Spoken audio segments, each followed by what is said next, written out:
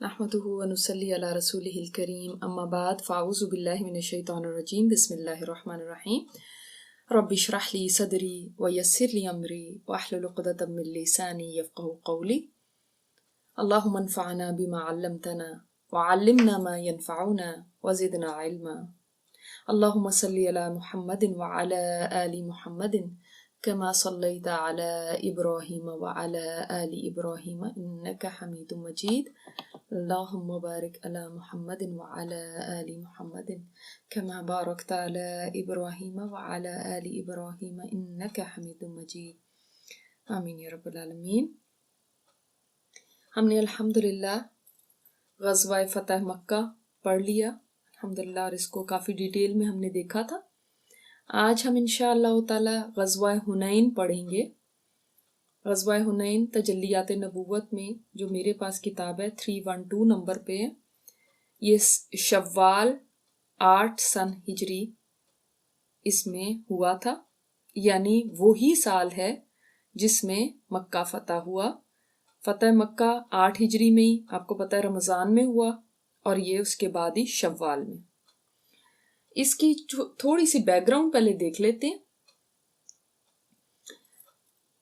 कि जो मक्का फ़तह होना था ये अरब के लिए एक बहुत बड़ी बात थी, क्योंकि बहुत सारे कबाइल इस चीज़ को ऑब्ज़र्व कर रहे थे कि देखते हैं कि मक्का का क्या होता है। अगर तो मक्का फॉल करता है, मुसलमानों के हाथों में आ जाता है, तो इसका मतलब है कि ये सही लोग हैं, सही दीन है। और अगर मक्का इनके हाथों में नहीं आता तो इसका मतलब है कि ये कुछ भी नहीं है। तो अब बहुत सारे लोगों के लिए तो फ़तह मक्का ही एक बहुत बड़ी ये दलील थी कि मुसलमान हक पर हैं। मगर बाज़ बहुत अड़ियल कबाइल भी थे जो जिनमें बहुत तकब्बुर था, वो बहुत ताकतवर भी थे, और वो किसी तरह भी मानने को तैयार नहीं थे। इनमें हवाज़िन और सकीफ टॉप पे हैं। इनके अलावा मुज़र, जुशम, साद बिन बकर, बनु हिलाल, ये भी कुछ कबाइल थे। इन सब कबीलों का जो ताल्लुक था कैसे ईलान से था। कैसे ईलान, आगे ये लफ्ज आएगा इसलिए मैं बता रही हूँ। इनका सबका कबीलों का ताल्लुक उससे था। और सकीफ के बारे में तो आपको जैसे मालूम है कि सकीफ किनको कहा जाता था। बनु सकीफ ये ताइफ के लोग थे, और हवाजिन ये और कबाइल थे। ये सारे कबाइल मिलके इनको हवाजिन कहा जाता है, जो मक्का और ताइफ के दरमियान बद्दू कबाइल थे बहुत सारे। तो उनको तो अपनी अना के खिलाफ ये बात मालूम हुई कि मुसलमानों के सामने हम क्यों ढह जाएं, हम क्यों बिक जाएं। अगर मक्का वालों ने सरेंडर कर दिया तो हम ऐसा नहीं करेंगे। तो यहाँ पे जैसे किताब में हम देखते हैं, बिस्मिल्लाहिर्रहमानिर्रहीम, मक्का फतह हो चुका तो कैसे ईलान के कबाइल मशवरे के लिए इकट्ठे हुए। अब समझ आ गई कैसे ईलान कौन है, जिनमें हवाजिन भी है, सकीफ भी है, मुज़र भी है, ये सब कबाइल। इनमें सकीफ और हवाजिन पेश पेश थे। ये बड़े हैं, समझ लें, ये बड़े हैं, वो बाकी इतने ज़्यादा सिग्निफिकेंट नहीं है जैसे कि ये हैं। सकीफ मैंने आपको बताया ताइफ का कबीला, और हवाजिन और बद्दू कबीले। उन्होंने कहा मोहम्मद सल्लल्लाहु अलैहि वसल्लम अपनी कौम की जंग से फारिग हो चुके हैं, अब इन्हें हमारे साथ जंग से रोकने वाला कोई नहीं, लिहाजा क्यों ना हम ही पहल करें। चुनाचे उन्होंने जंग का फैसला कर लिया और अपनी सिपा सालारी के लिए मालिक बिन औफ नसरी को मुंतखब किया और एक बहुत बड़ा लश्कर जमा करके औतास में उतर पड़े। अच्छा, अब ये थोड़ा सा इसकी भी डिटेल आपको बता दूं कि क्या वजह हुई, क्यों इन्होंने सोचा कि हम ऑफेंसिव वॉर करेंगे। एक तो इसकी वजह जैसे कि यहाँ पे ही बयान हुई है कि जब उनको पता चला कि मक्का तो फॉल कर गया और कुरैश मक्का ने सरेंडर कर दिया, तो अब वो मुसलमानों के हाथ में है, तो उनको ये लगा कि इसके बाद हमारी बारी है। तो आप जैसे जानते हैं कि नबी सल्लल्लाहु अलैहि वसल्लम 19 दिन तक मक्का में रहे थे फतह मक्का के बाद। तो इस दौरान ये लोग पीछे ये मशवरे हो रहे हैं, तैयारियां हो रही हैं, ये सब कर रहे हैं। और इन्होंने कहा कि बजाय वो हम पर हमला करें, क्यों ना हम ही हमला कर दें पहले ही उन पे। दूसरी एक वजह ये भी बयान की जाती है कि इनको ये मालूम हो गया था कि अगर अब ये खड़े ना हुए तो इस इलाके से बुत परस्ती का तो खात्मा हो गया। अब बुत परस्ती नहीं हो सकेगी, क्योंकि जाहिर है जो सेंटर था वो तो मक्का था, और वो ही नहीं रह सका तो फिर अब हमारे तो जो हमारा मजहब है वो तो खत्म हो जाएगा। तो अब ये इसलिए खड़े हुए। तीसरी एक ये भी वजह बयान की जाती है कि इन्होंने सोचा कि क्यों ना अब हम ही मक्का पे हमला करके और हम ही उसको फतह कर लें, उससे ये होगा कि काबा की तवल्लियत अब हमारे पास आ जाएगी, हम उसके कस्टोडियन बन जाएंगे। तो पहले वो थे कुरैशे मक्का थे, अब हम हो जाएंगे। ये भी बहुत ही बड़ा एजाज था ना। और आपको पता है ताइफ वालों का तो हमेशा से मुकाबला कुरैश के साथ रहता था।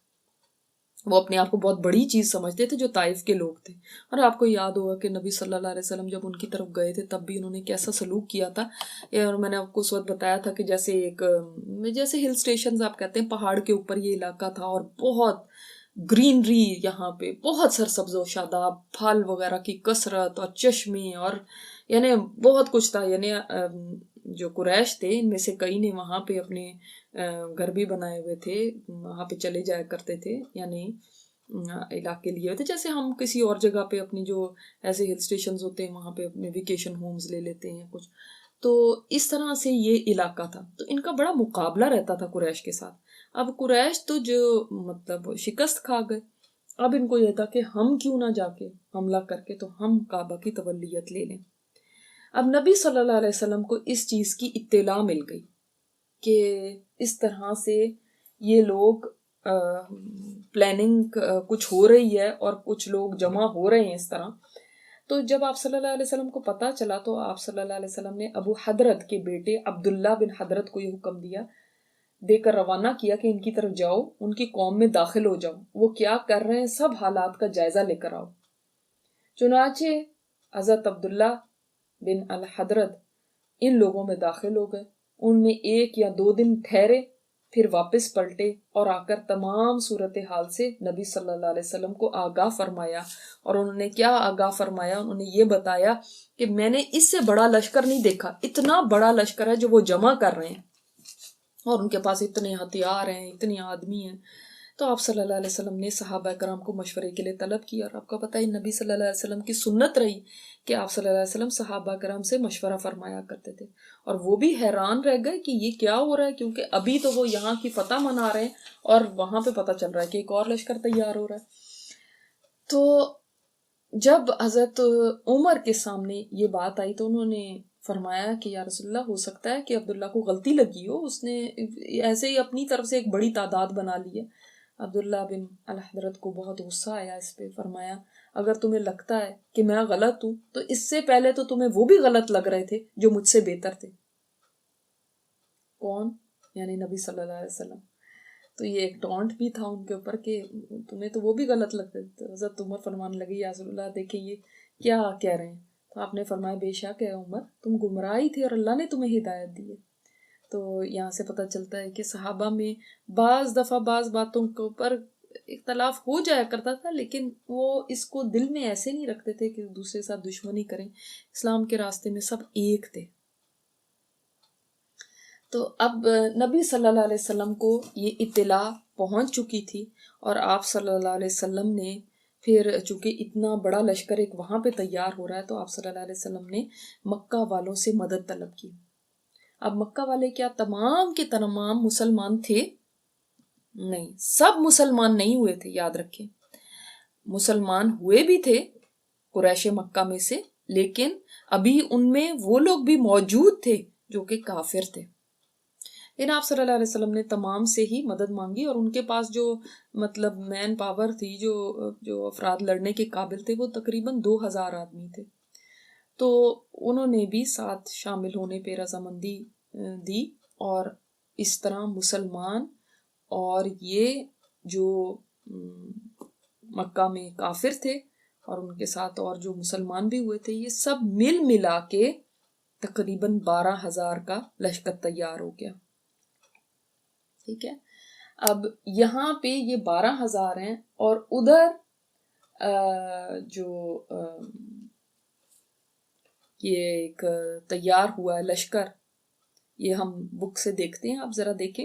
चुनाचे उन्होंने जंग का फैसला किया और अपनी सिपा सालारी के लिए मालिक बिन औफ नसरी को मुंतखब किया और एक बहुत बड़ा लश्कर जमा करके औतास में उतर पड़े। अब क्या था कि वहां पे क्या हुआ, दूसरी तरफ उन्होंने अपने अमीर लश्कर बनाया मालिक बिन औफ नसरी को। कहा जाता है कि मालिक बिन औफ नसरी जो था ये एक यंग एक नौजवान था, मतलब तकरीबन 30-20 की उम्र बताई जाती है और बाज़ रिवायात में 40 है इसकी उम्र, इतनी थी। और ये इसकी पहली जंग थी और ये भी बड़ा सख्त जंगजू था, बहुत बहादुर था, लड़ने में बहुत तेज था। और इसने क्या किया कि इन मतलब जो लड़ने वाले लोग थे उनके साथ साथ माल मवेशी और बाल बच्चे भी खींच लाया और वादी और ये जैसे यहाँ पे औतास में आके उसने खैमाजन हो गया। ये हुनैन के करीब ही हवाजिन के इलाके में एक वादी है, लेकिन ये हुनैन से अलहदा है एक वादी, ठीक है, औतास की वादी। तो जैसे यहाँ पे लिखा हुआ है इनके साथ औरतें बच्चे और माल मवेशी भी थे, औरतें भी ले आया, फैमिलीज यानी सारी की सारी, और माल और मवेशी और सब जानवर वगैरह भी उनके साथ ले आया। लश्कर में दुरैद बिन समा भी था जो राय की पुख्तगी के लिए मशहूर था। अब ये कौन है दुरैद बिन समा? इन्हीं में एक बूढ़ा हो गया था एक आदमी, बहुत यानी उम्र रसीदा था और अंधा हो चुका था, मगर ये लड़ने में बेहद तेज था। जब पहले जमाने में, जब अपने जमाने में लड़ाइयाँ की थी तो उसमें बहुत यानी बड़ा जंगजू माना जाता था। तो इसको भी लाया गया, मतलब वैसे एक मशवरा वगैरह ही दे सकता था और तो कुछ नहीं कर सकता था, बूढ़ा हो गया था, अंधा भी था, तो एक उसके लिए इसको मैदान जंग में लाया गया। जब वो मैदान जंग में आया तो उसको आवाजें सुनाई दी। उसने कहा ये क्या बात है, मैं ऊंटों की बिलबिलाहट, गधों की ढींच, बच्चों का गिरिया और बकरियों की मेमाहट सुन रहा हूं। वो बड़ा हैरान हुआ कि ये क्या बात हुई कि आए तो जंग के लिए और औरतों बच्चों की आवाजें आ रही हैं, बकरियों की आवाज आ रही, गधों की आ रही हैं, ऊंटों की आ रही हैं। इस पे जो इनका सरदार था मालिक बिन औफ नसरी, इसका नाम आप याद रखिएगा, उसने जवाब दिया कि मैंने सोचा हर आदमी के पीछे उसके अहल और उसके माल को लगा दूं ताकि वो उनकी हिफाजत के जज्बे से जंग करें, यानी फिर ये पीछे नहीं भागेंगे, फिर इनको ये होगा कि हमारे बाल बच्चे हैं, हमारे साथ हमें लड़ना ही है। दुरैद ने कहा कि तुम तो निरे भेड़ों के चरवाए ही हो, यानी एक तरह से उसको कंडेम किया। भला शिकस्त खाने वाले को भी कोई चीज भागने से रोक सकती? यानी अगर शिकस्त हो गई तो फिर कौन रुकेगा? कोई सिर्फ अपनी भेड़ बकरियों या बाल बच्चों के लिए तो नहीं रुकेगा, तो पीछे ही भागेगा। मालिक ने इसका मशवरा मुस्तरद कर दिया, कहा तुम बूढ़े हो, तुम्हारी अकल भी सठिया चुकी है, अल्लाह की कसम या तो हवाजिन मेरी बात मानेंगे या मैं इस तलवार की अनी पर टेक लगा दूंगा और ये मेरी पीठ के आर पार हो जाएगी।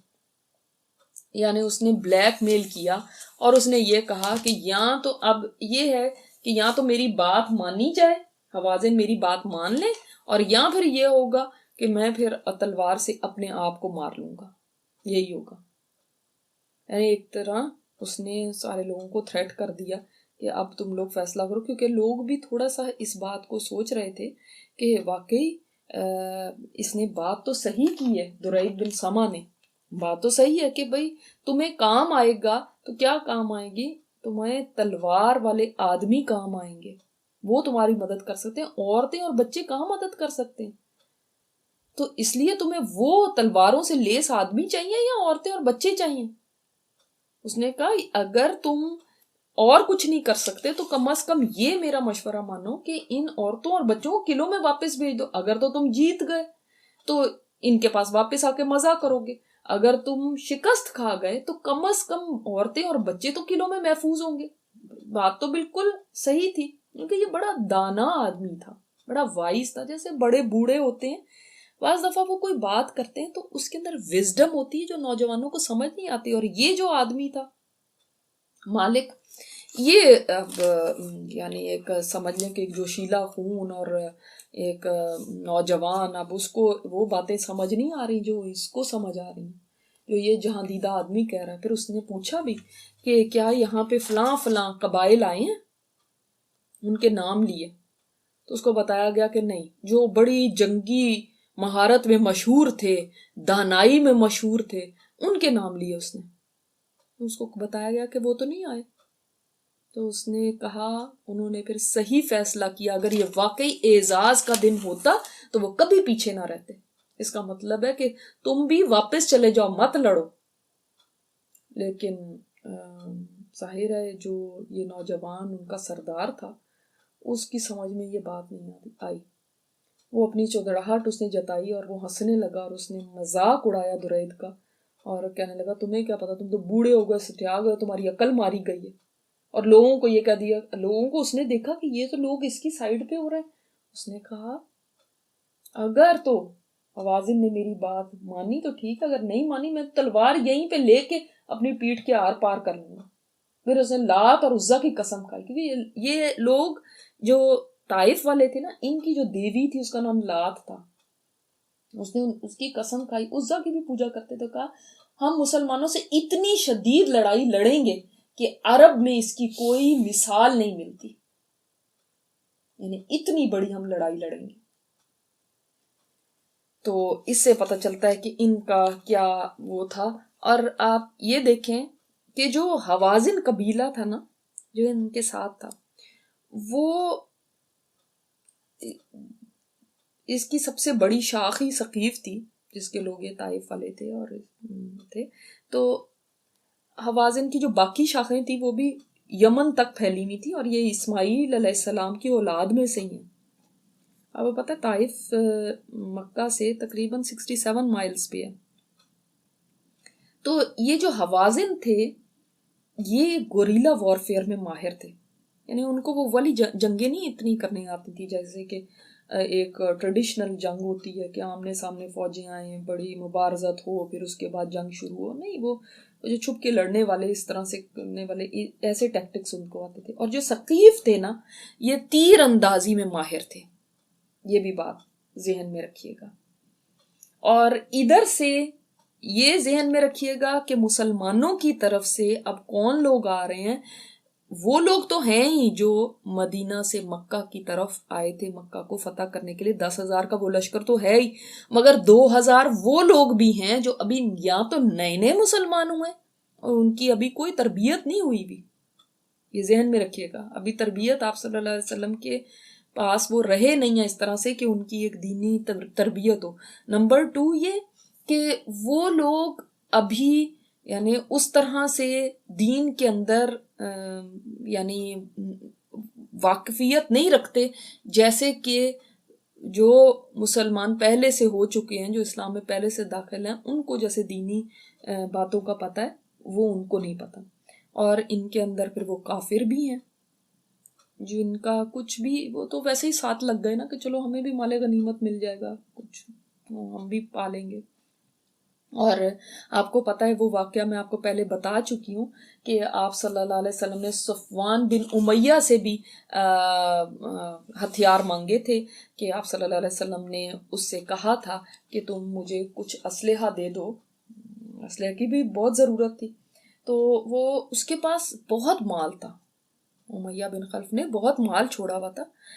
तो उसके पास बहुत सारी ज़िरें, कहा जाता है 100 के करीब ज़िरें, 100 तलवारें, 100 और नेज़े, और इतना उसके पास सामान था जंगी।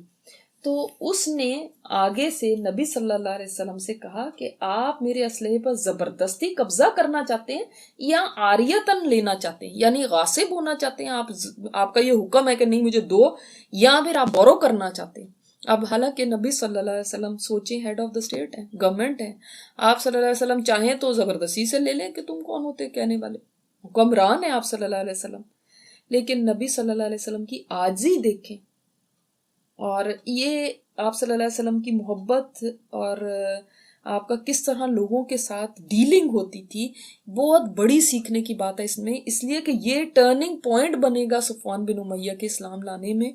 और बाद में सफ़वान ने क्या कहा था वो भी आपको फिर पता चलेगा कि आप सल्लल्लाहु अलैहि वसल्लम ने फरमाया तुम्हारी मर्जी है, तुम्हारी खुशी से मैं आरियतन लेना चाहता हूँ, मैं बोरो करना चाहता हूँ, और ये असला जमानत के साथ वापस होगा।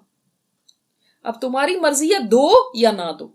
यानी जमानत के साथ क्या मतलब कि अगर ये असलहा को कुछ फॉर एग्जाम्पल गुम हो जाता है, जंग है ना, और वो हुआ भी था गुम, कोई चीजें नहीं मिली, और या उसको कुछ खराब हो जाता है, टूट जाता है, तो फिर हम आपको उसकी जमानत देते हैं कि हम उसकी कॉम्पनसेशन करेंगे, उसकी प्राइस पे करेंगे, हम ऐसी चीज देंगे आपको।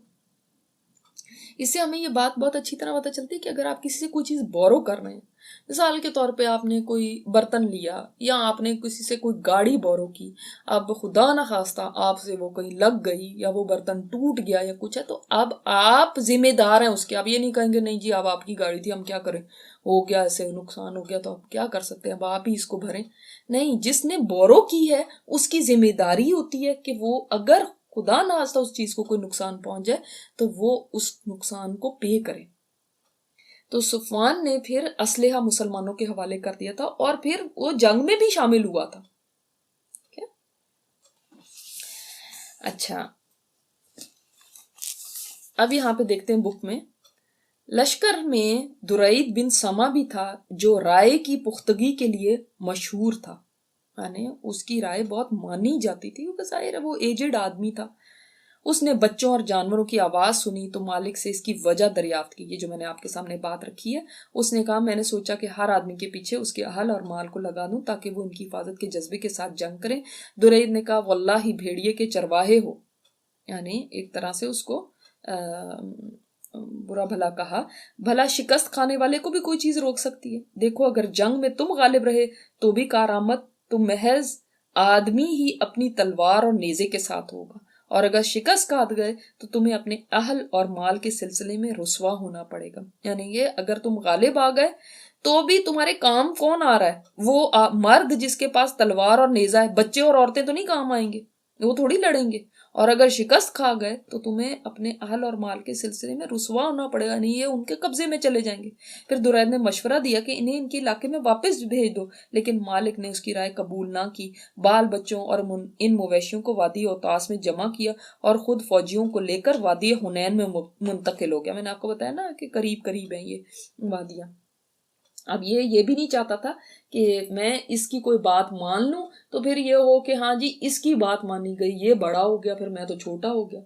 तो इसमें छोटाई नहीं होती, जो भी विजडम की बात कर रहा हो उसकी बात मान लेने में ही खैर होती है।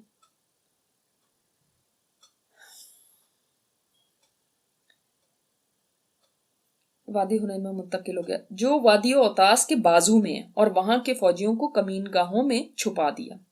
अब ये नबी सल्लल्लाहु अलैहि वसल्लम के आने से पहले ये लोग वहां पहुंच गए थे। तो इन्होंने क्या किया कि वहां पे चूंकि ये इलाके से वाकिफ थे, देखिए इस इलाके से मुसलमान तो उस तरह से वाकिफ नहीं थे, लेकिन ये लोग सारे इलाके से वाकिफ थे। तो इन्होंने क्या किया कि पहले से अपने जो फौजी थे उनको पहाड़ों में छुपा दिया इसने, मालिक बिन औफ ने।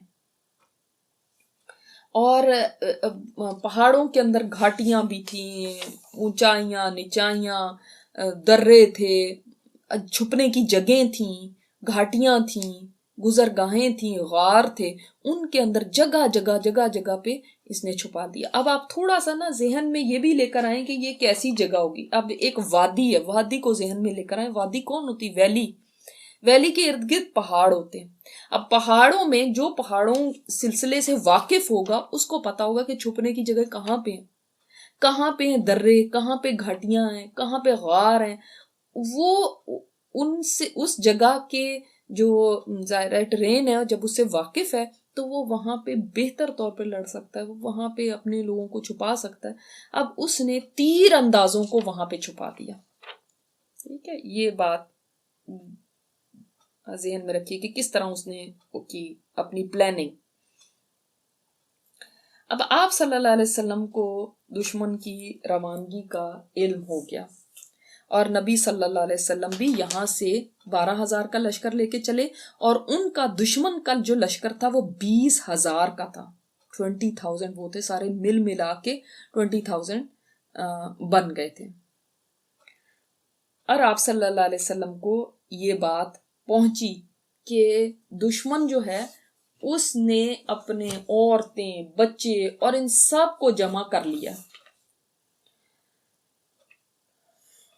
तो आप सल्लल्लाहु अलैहि वसल्लम ने इस बात पे फरमाया कि यही कल हमारा माले गनीमत बनेंगे इंशाअल्लाह।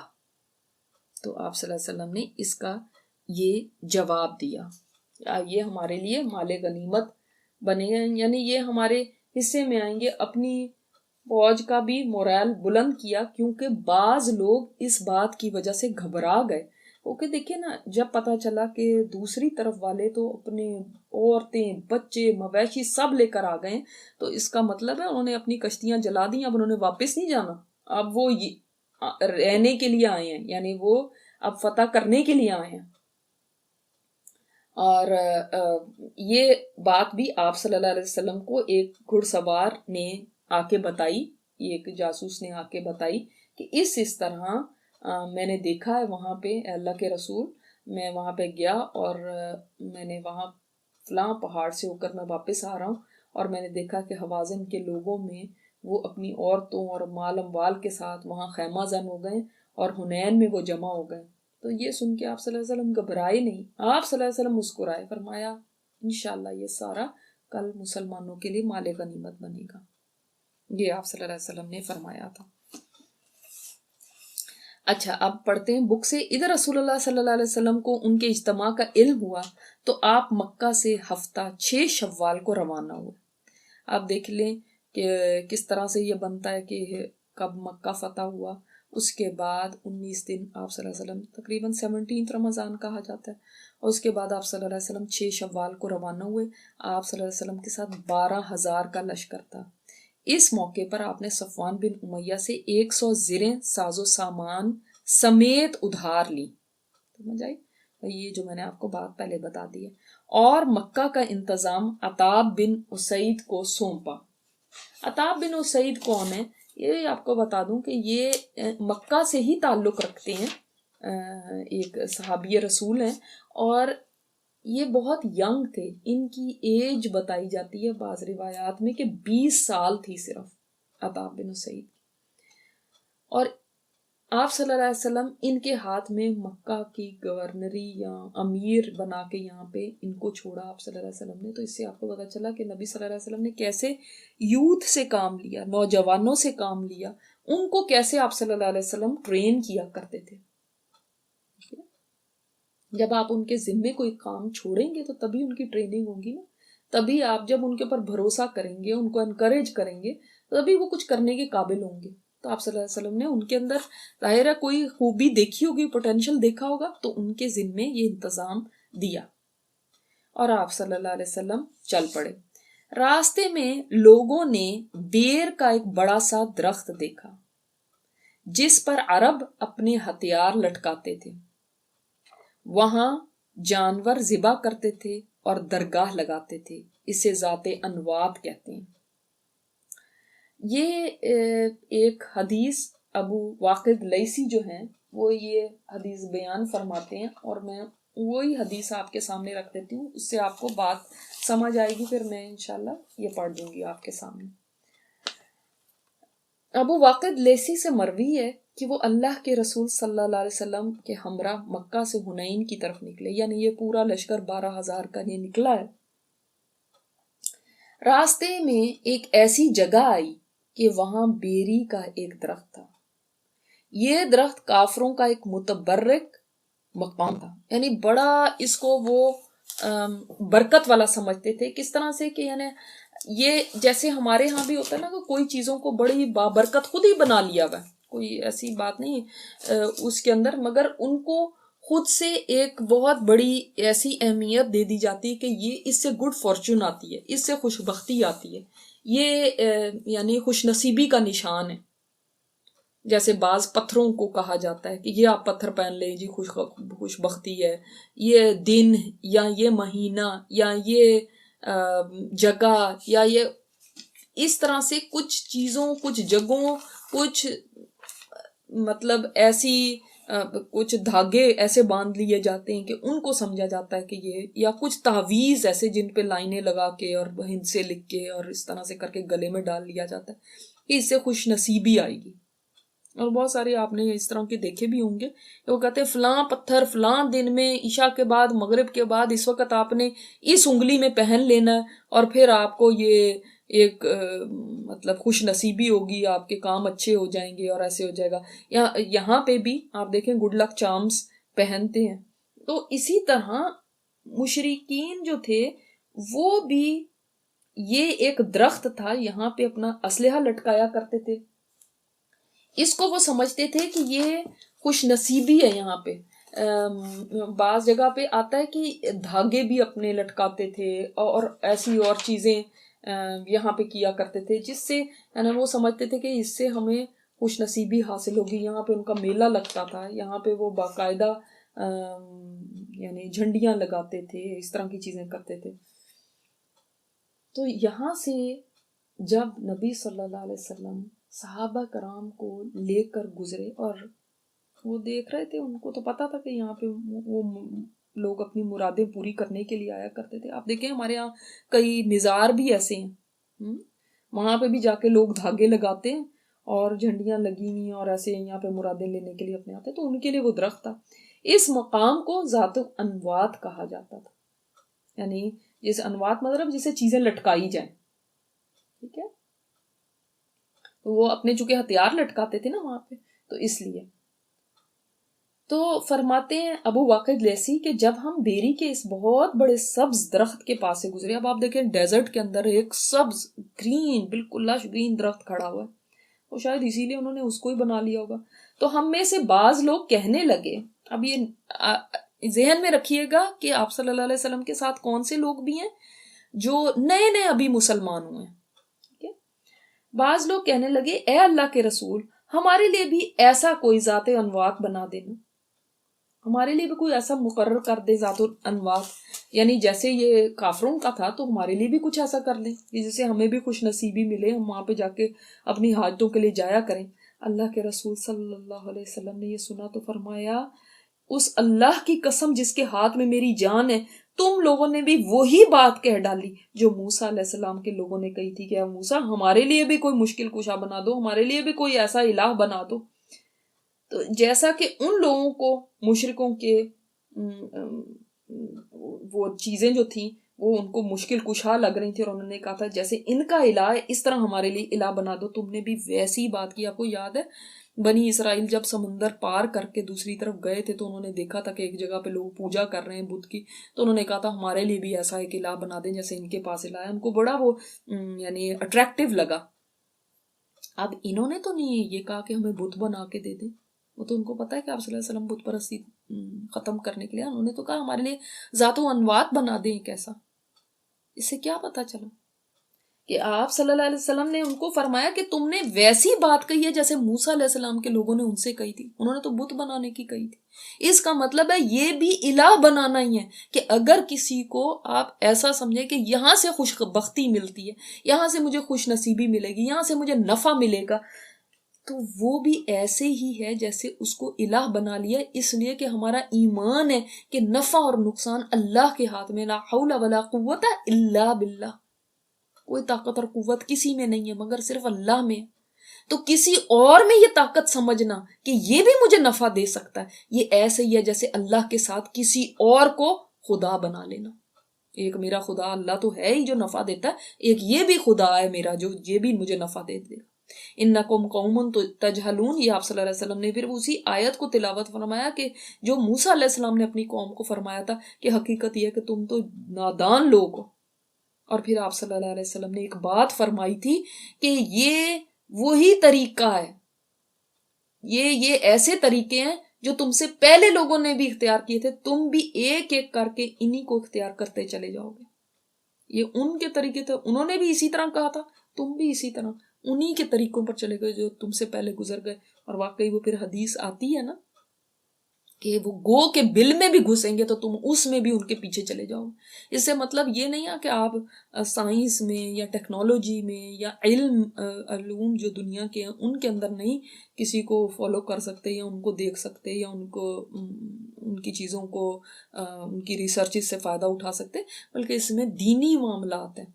दीन जो उनका दीन है, जो उनके अकीदे हैं, जो उनके यानी रिचुअल्स हैं, उनको आप नहीं अपना सकते। वो उन्हीं के हैं और हमारे अलग हैं। और आप सल्लल्लाहु अलैहि वसल्लम ने पेशीन गोई कर दी थी कि तुम उन्हीं के पीछे चलोगे। और इसी तरह हमें यहाँ पे ये पता चलता है कि ये भी शिर्क है अगर इस तरह की कोई चीज। अब ये हदीस मुस्नद अहमद में भी है, तिरमिजी में भी है, इब्ने हिब्बान में भी है, इसकी इसनाद सारी सही है। और यहाँ पे भी आप इस हदीस को देख रहे हैं तो पता चलता है कि ये करना किसी जगह पे या किसी चीज के अंदर, किसी मिजार में, किसी कब्र वाले में, या मतलब किसी स्टोन में, किसी किसी भी हस्ती में ये पावर समझना, ये चीज मान लेना कि इससे भी मुझे नफा मिल सकता है या खुशबख्ती आ सकती है, इस डेट में, इस नंबर में, इस फ्ला स्टोन में, ये सब शिरकिया बातें हैं।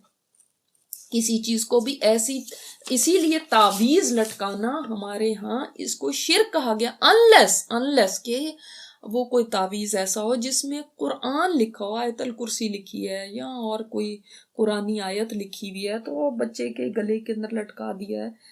वो भी इस सूरत में कि वो बच्चा खुद नहीं पढ़ सकता तो इसलिए वो लटकाया गया, तो वो उस हद तक वो फिर शिर्क नहीं होगा। मगर क्या वो जायज है या नाजायज है, ये एक अलग बात है, मगर शिर्क नहीं होगा। इसके अलावा जो भी ऐसे लटकाए जाएं, मसलन है, अब वो भी सुनने में आता है कि टर्कोइज आई जो रखते हैं लोग घर के अंदर, ऐसे नीली सी आंख सी होती है और सोचते हैं कि इससे भी कोई मैं हसद से या बुरी नजर से बच जाऊंगा। तो ये भी क्या है, वो बचा सकती है या अल्लाह बचा सकता है, ये बताएं कौन है बचाने वाला? तवक्कुल आपका किस पे है, भरोसा आपका किस पे, से नीली आंख पे? या कोई लोग पंजा रख लेते हैं, ये पंजा एक लगा लिया कि भाई इससे होगा। कोई लोग कोई और चीज इस तरह से करने लगते हैं कि इसके जरिए हम बच सकते हैं। तो ये सब चीजें शिर्क में आ जाती हैं। ऐसी कोई भी काम करना इंसान को कितना बड़ा नुकसान पहुंचा सकता है कि वो शिर्क का मुर्तकिब हो जाएगा। अंदाजा कीजिए, ना जानते हुए जहालत के अंदर इंसान शिर्क करने लगे किसी घर में। लोगों के घरों में आजकल ये बहुत चीजें देखी जाती हैं जो ऐसी उन्होंने रखी होती हैं। उसके पीछे ये अकीदा होता है। हाँ, मैं उनकी नहीं बात कर रही जो कुरानी आयात कोई हो या कुरानी तावीज कोई हो। हाँ, कुरानी तावीज में भी ये है कि देखिए, अगर आप, बेहतर है कि आप खुद पढ़ें उन आयतों को, उन सूरतों को खुद पढ़ें। तावीज लटकाने में मसला ये होता है कि देखिए, आपने बाथरूम जाना है, आप कोई ऐसी जगह पे गए या कोई ऐसा काम कर रहे हैं जो कि गुनाह का काम है या कुछ, तो आप वो तावीज जो है वो उस पे कुरान लिखा हुआ है, या सोने की बाज दफा लोगों के पास ऐसी प्लेटें होती हैं जो गले में लटकाई होती हैं, उन पे आयतल कुर्सी लिखी होती। तो आप क्या बाथरूम पहन के चले जाएंगे उसको? आप यानी अपनी इंसान अपने पेशाब बखाना कर रहा है और उस साथ उसने वो आयतें पहनी हुई है, तो ये उसकी भी एक यानी बेहुरमती है कि अगर ऐसी आयात पहन के ऐसी जगह पे जाया जाए। मियाँ बीवी एक दूसरे से मतलब अज़दवाजी ताल्लुक कायम करते हैं, उस वक़्त भी गले के अंदर वो पहना हुआ है। अब ये मतलब उसकी बेहुरमती होती है। मगर हाँ, ये नहीं हम कह सकते कि ये शिर्क है। मगर इसके अलावा कोई चीज़ भी ऐसी पहनना, अब बाज दफ़ा लोग इमाम जामिन लटका लेते हैं, वो क्या है पता नहीं, वल्लाहु आलम क्या चीज़ है वो, कि वो भी ये इस चीज़ का करेगा कि ये प्रोटेक्शन है इसके लिए, कि ये बांध दिया है इसके बाजू के ऊपर। तो ये सब चीज़ें शिर्क में आ जाती हैं। इससे बच के रहें। आप सल्लल्लाहु अलैहि वसल्लम ने जो यहाँ पे फरमा दिया, ये हमारे लिए बहुत बड़ी यानी आई ओपनिंग हदीस है कि हम ये समझ लें कि हमारे लिए कोई ज़ात अनुवात नहीं हो सकता। हमारे लिए अल्लाह ही की ज़ात है जो नफ़ा और नुकसान की मालिक है। किसी ने कहा जी फलां का एक्सीडेंट हुआ, वो असल में वो उसको डायमंड सूट नहीं करता था। ये उनके मुंह की बात मैं आपको बता रही हूँ, उन्होंने मेरे सामने कही कि उसको डायमंड सूट नहीं करता था। उस दिन उसने डायमंड पहन लिया था, वो डायमंड पहन लिया तो उसको अंदर डायमंड पहन के उसका एक्सीडेंट हो गया। तो फिर तो डायमंड ही में इतनी ताकत हो गई, इस पत्थर में इतनी ताकत हो गई कि वो किसी को नुकसान पहुंचा सकता है। और शिर्क क्या होता है? तो ना जानते हुए अनकॉन्शियसली बाज दफा लोग शिर्क करने लगते हैं जब वो ऐसा अकीदा रखते हैं।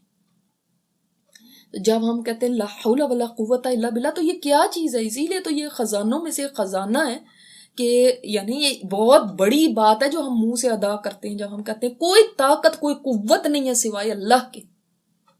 इसके ऊपर ईमान भी तो होना चाहिए, या सिर्फ तस्बीह के दानों पे गिनते रहना? घर में आपने वो उल्टा करके घोड़े का वो लगाया हुआ है, वो पंजा, और कहीं कुछ काले धागे लगाए हुए और कहीं वो चीजें लगाई हुई हैं, और मुंह से कहते ला हौला वला कुव्वता इल्ला बिल्लाह। ये तो उलट अमल उलट है इससे। हाँ, आप ज़रूर आयतुल कुर्सी के ज़रिए अल्लाह की पनाह में आ जाएं। आप ज़रूर और सूरतें हैं और कुरान की आयतें हैं, और कुरान अल्लाह का चूंकि कलाम है, कलाम मखलूक नहीं है, आप मखलूक के ज़रिए नहीं पनाह ले रहे, आप अल्लाह के कलाम से पनाह ले रहे हैं, अल्लाह की हिफाजत में आ रहे हैं, वो जायज़ है, फिर उसमें वो शिर्क नहीं है। ठीक है,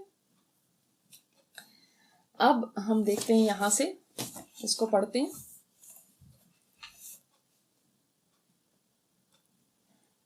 कि बाज लोगों ने रसूलुल्लाह सल्लल्लाहु अलैहि वसल्लम से कहा, आप हमारे लिए भी ज़ात अनुवात बना दीजिए जैसे उनके लिए ज़ात अनुवात है। आपने फरमाया, अल्लाहु अकबर, तुमने तो वैसी ही बात कही जैसे मूसा अलैहिस्सलाम की कौम ने उनसे कही थी, एजल लना इलाहन कमा लहुम आलिहा। सूरह आराफ में ये है, हमारे लिए एक माबूद बना दे जैसे इनके लिए भी इलाह है, इनके लिए भी माबूद है। और मूसा अलैहिस्सलाम ने जवाब में कहा था कि तुम लोग जहालत की बात कर रहे हो। फिर आप सल्लल्लाहु अलैहि वसल्लम ने फरमाया, ये तौर तरीके हैं, तुम लोग भी यकीनन पहलों के तौर तरीकों अपनाओगे। और वाकई आज ऐसा हो रहा है, लोग कौन सा तौर तरीका है जो नहीं अपना रहे। यानी अब तो हद इससे हो गई है कि लोग क्रिसमस भी मनाना शुरू हो गए जो मुसलमान हैं, और वैलेंटाइन और जितनी त्यौहार हैं जो उनके रिलीजियस हैं या जो उनकी अकायद पे बेस करते हैं, वो सारे तो पहले ही मना रहे थे। अच्छा, अब तीसरा एक और वाक्य। अब देखें इसको, अगर आप इस तनाजुर में देखेंगे ना कि पहला हमने वाक्य क्या पढ़ा, हमने मालिक बिन औफ और उसकी जो सारी स्ट्रेटजी है वो सारी देखी, फिर दुरैद ने उसको क्या मशवरा दिया, फिर अब आप सल्लल्लाहु अलैहि वसल्लम 12,000 का लश्कर लेकर निकले, तो रास्ते में क्या हो रहा है, रास्ते के जो वाकयात हैं वो आपके सामने आ रहे हैं कि रास्ते में इस तरह से एक दरख्त था जो मिला, और वहाँ पे लोग नजरे न्याज़े मांगते थे। और देखिए, मुशरिकीन मक्का कहते थे कि ये सूरह जुमर में भी अल्लाह ताला ने फरमाया, मा नाबुदुहुम इल्ला लियुक़र्रिबूना इलल्लाहि ज़ुल्फ़ा, हम इनकी इबादत नहीं करते, ये बुजुर्ग तो हमें बस अल्लाह के करीब कर देते हैं, और जैसे हमारी इनके आगे इनकी अल्लाह के आगे। हाउलाई शुफ़ाउना इंदल्लाह, सूरह यूनुस में अल्लाह ताला ने फरमाया कि ये कहते हैं ये तो हमारे सिर्फ सिफारशी हैं अल्लाह के सामने, हम चूंकि गुनाहगार हैं, ये नेक हस्तियां, इनके वास्ते से अल्लाह हमारी मुरादें पूरी करेगा।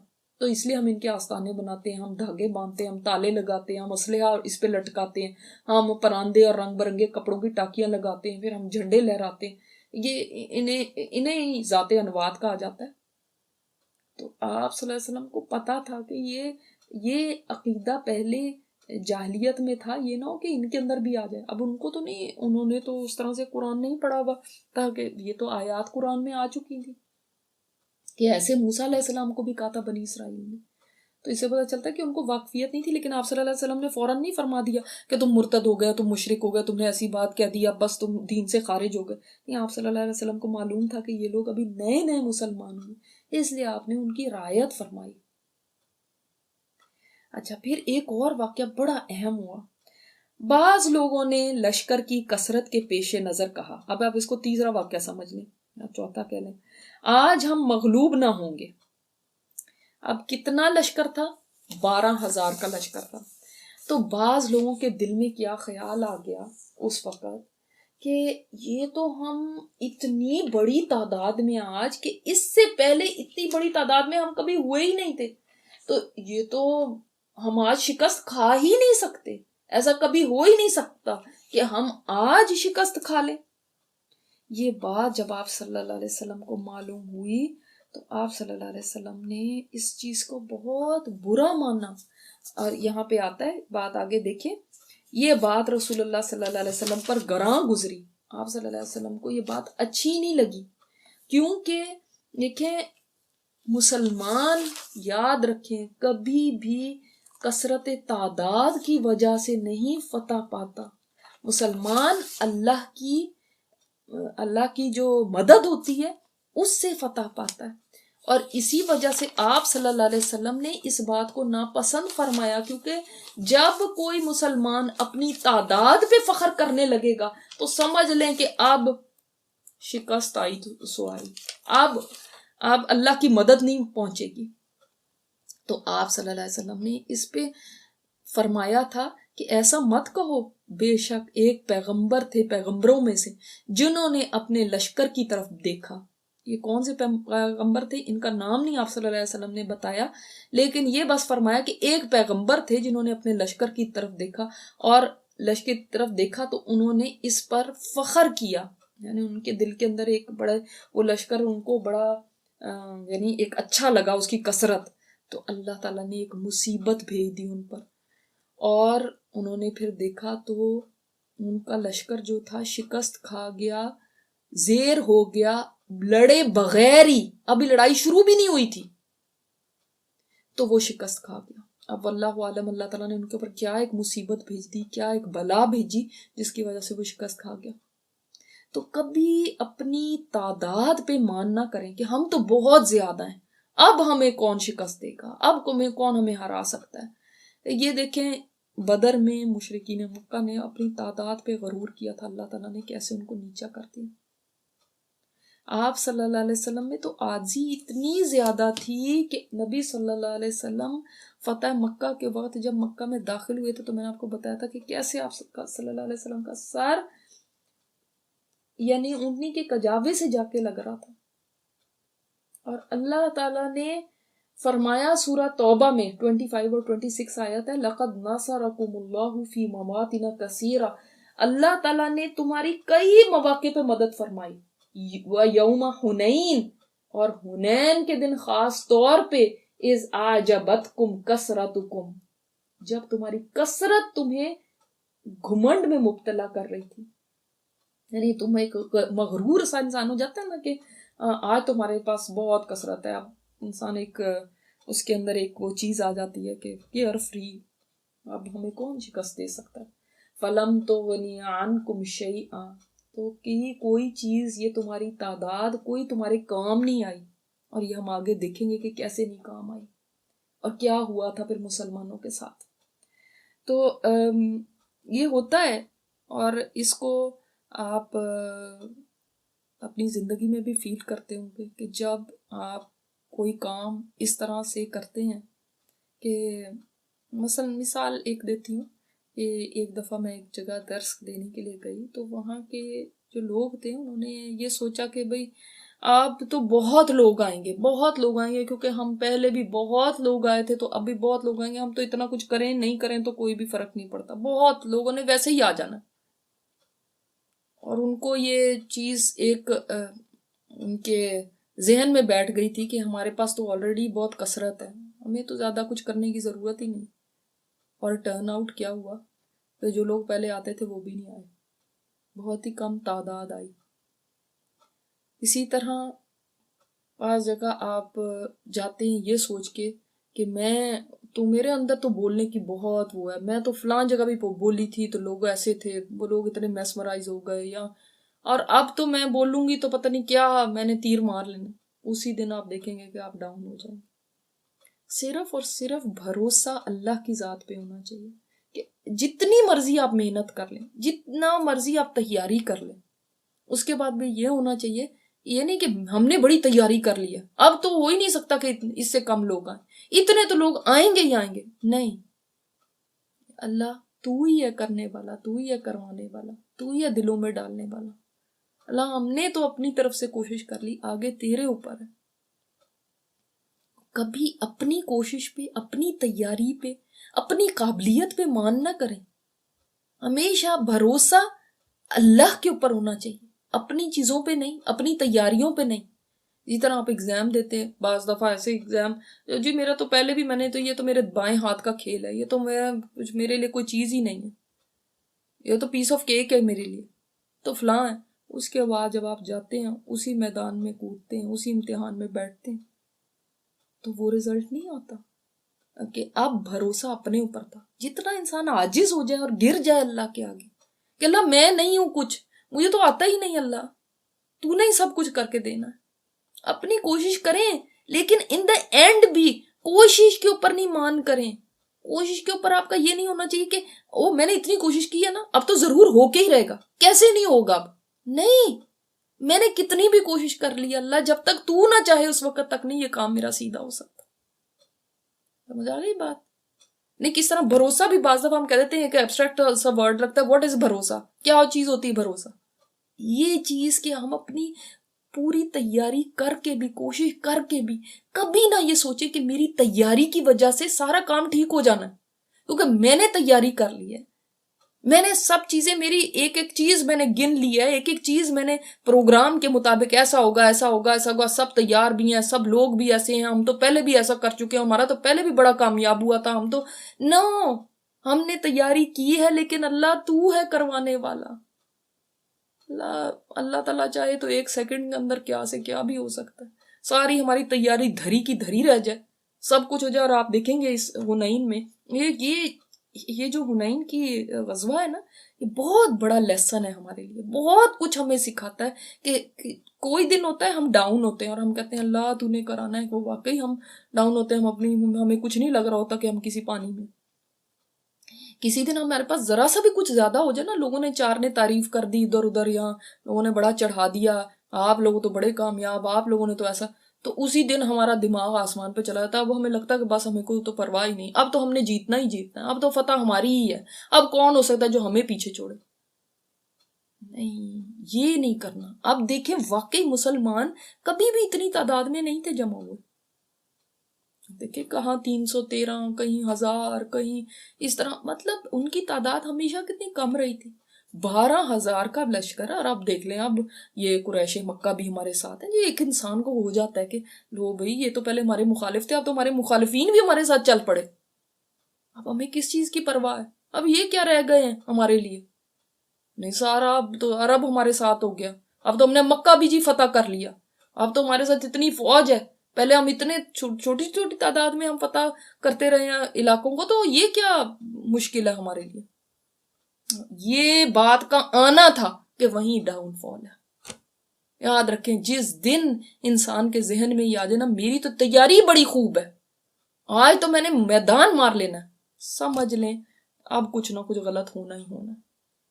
जितना आप रो रो के आजी के साथ अल्लाह के आगे अपना सर झुकाएंगे, उतनी अल्लाह की मदद आएगी।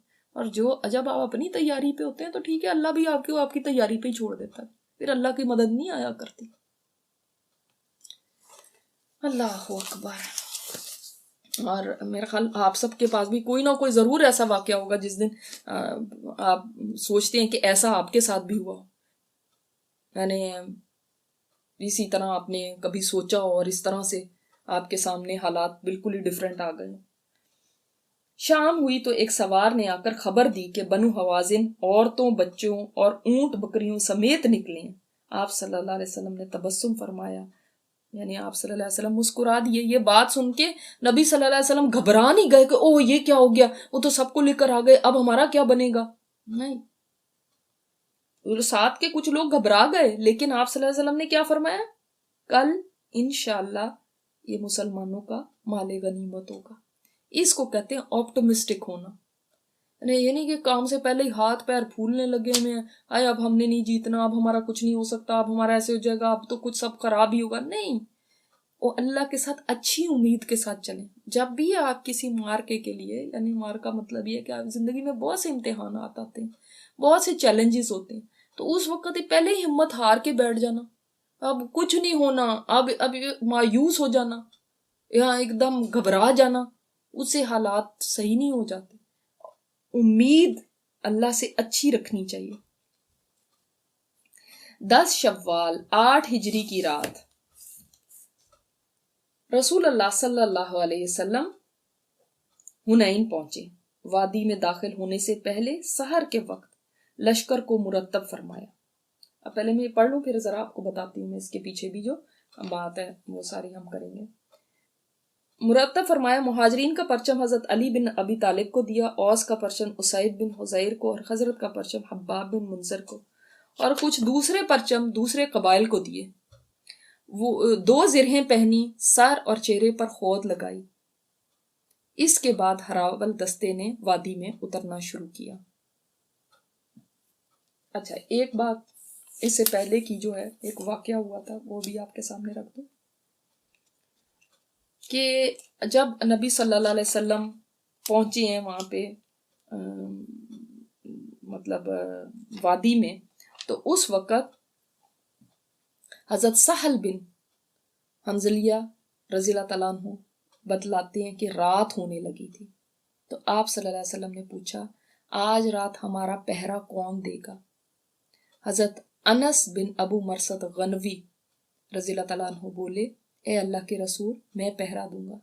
आप सल्लल्लाहु अलैहि वसल्लम ने हुक्म दिया, सवार होकर मेरे पास आ जाओ। चुनाचे वो घोड़े पर सवार हुए और आप सल्लल्लाहु अलैहि वसल्लम की खिदमत में हाजिर हुए। आपने वो उनको हुक्म दिया कि इस वादी में चले जाओ, हत्ता कि इसकी बुलंदी पर पहुंच जाओ, और याद रखना तुम्हारी तरफ से इधर को आज रात कोई आने ना पाए। हज़रत सहल कहते हैं कि रात गुजरने के बाद फजर नमूदार हुई तो अल्लाह के रसूल सल्लल्लाहु अलैहि वसल्लम नमाज के लिए निकले। आप सल्लल्लाहु अलैहि वसल्लम ने 2 सुन्नतें अदा फरमाई। इसके बाद आप सल्लल्लाहु अलैहि वसल्लम सहाबा से पूछने लगे अपने शाह सवार के बारे में, कोई बात कोई सुनगुन महसूस की है या नहीं, यानी उसकी कोई खबर आई है जो हमारा पहरेदार था। साहबा ने कहा, नहीं है अल्लाह के रसूल। इतने में नमाज के लिए कामत कह दी गई। अब अल्लाह के रसूल मुजाहिदीन को नमाज पढ़ाने लगे। सूरत हाल ये थी कि आप सल्लल्लाहु अलैहि वसल्लम नमाज के दौरान वादी की तरफ निगाह उठा उठा के देखते रहे। आखिर का जब आप सल्लल्लाहु अलैहि वसल्लम नमाज पढ़ा चुके और सलाम फेर दिया तो सलाम फेरते ही आपने फरमाया, खुश हो जाओ, तुम्हारा पहरेदार घुड़सवार आ गया है। अब हम वादी में एक दरख्त की जानिब देखने लगे। वो वाकई वहां से चला आ रहा था। वो हमारी जानिब बढ़ता चला आया, हत्ता के आकर अल्लाह के रसूल के पास खड़ा हो गया। उसने सलाम कहा, फिर आपको बतलाने लगा कि मैं आपके हुक्म के मुताबिक वादी में चला तो घाटी के ऊपर की तरफ गया। फिर फजर नमूदार हुई तो दोनों घाटियों में दूर तक देखना मुमकिन हो गया। अब मैंने नजर दौड़ाई तो यहाँ किसी को नहीं देखा। अल्लाह के रसूल सल्लल्लाहु अलैहि वसल्लम ने पहरेदार से पूछा, रात भर घोड़े से नीचे भी उतरा कि नहीं? पहरेदार ने कहा, बिल्कुल नहीं उतरा, सिर्फ नमाज के लिए घोड़े से उतरा या जरूरत पूरी करने को, यानी रफा हाजत के लिए। बाकी सारी रात घोड़े पे सवार गश्त करता रहा। नहीं, आप सहाबा की डेडिकेशन देखेंगे, जो काम उनके सपुर्द किया गया।